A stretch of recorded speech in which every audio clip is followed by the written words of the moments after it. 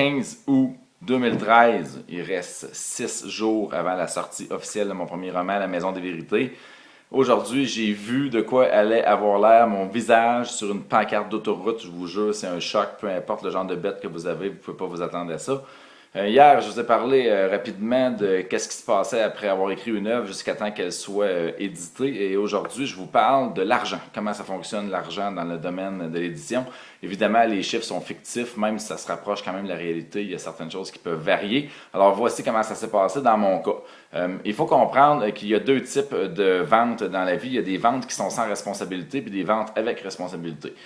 Ce qui veut dire que lorsque vous arrivez avec une œuvre quelque part, exemple Elvis qui sort d'outre-tombe et qui compose un album en descendant de son nuage, puis il arrive chez HMV puis il dit ouais, j'ai composé album, alors moi vendre album à toi.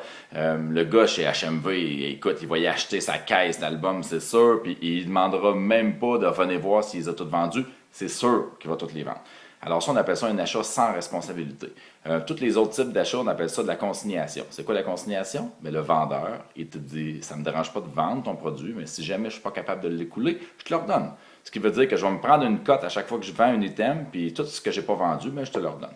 L'édition, ça fonctionne avec la consignation. Ce qui veut dire qu'il n'y a personne qui peut se prendre une cote avant que le produit ait été vendu au dernier client, c'est-à-dire la personne qui va chez le libraire et qui se procure le livre.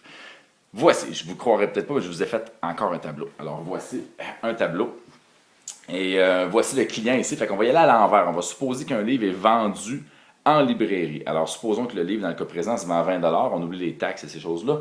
Alors le client va payer 20 $ au libraire. Et le libraire, lui, qui va avoir à payer toute la force de vente et essayer de payer l'endroit où les livres vont se vendre, va payer le distributeur. Le distributeur, c'est celui qui va acheminer les livres un peu partout. Le mien s'appelle Prologue. Alors, c'est un distributeur assez connu au Québec. Vous voyez que le distributeur ici va prendre 12 $. Il va aller payer l'éditeur, qui lui va prendre 8,60 $. Et la responsabilité de l'éditeur, ça va être de payer l'auteur également. Alors, voyez-vous que sur le prix de vente, l'auteur fait 10%. C'est très standard dans les contrats de vente. On ne parle pas des livres électroniques ici, on parle des livres qui ont été imprimés.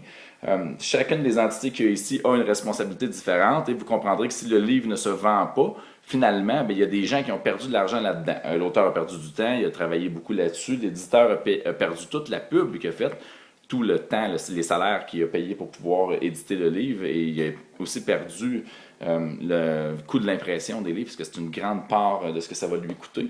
Le distributeur, lui, c'est plus une question d'entreposage et puis d'acheminer les livres au libraire. Et le libraire va perdre, s'il y a des stocks qui ne sont pas vendus, mais il va perdre l'espace, dans le fond, perdu pour avoir gardé ces stocks-là pendant un bout de temps. Et si jamais votre livre n'est pas vendu, eh bien, après un certain temps dans le contrat, ben, ça va tout remonter les échelons un par un, puis ça va se ramasser où? Chez l'éditeur. Et là, l'éditeur va dire, écoute, Guillaume, t'es bien gentil, mais ton livre, ça ne se vend pas. Fait que ce qu'on va faire, c'est qu'on va te proposer des rachetés à rabais, on va te donner un prix, puis tu pars avec le stock, ou sinon, on fait quoi? On les envoie au pilon. Ça veut dire destruction, puis les livres, final bâton, c'est terminé. Alors, finalement, ce que ça veut dire, c'est que tant que le livre n'est pas vendu en librairie, mais il n'y a pas personne qui peut se payer parce qu'on ne saura pas si ça va remonter les échelons ou pas. Alors voilà, j'espère que ça vous donne une bonne idée de combien d'argent ça fait un éditeur. Fait que oui, vous avez bien fait le calcul. Si je vends 500 000 livres, mesdames et messieurs, je serai millionnaire. Bonne soirée.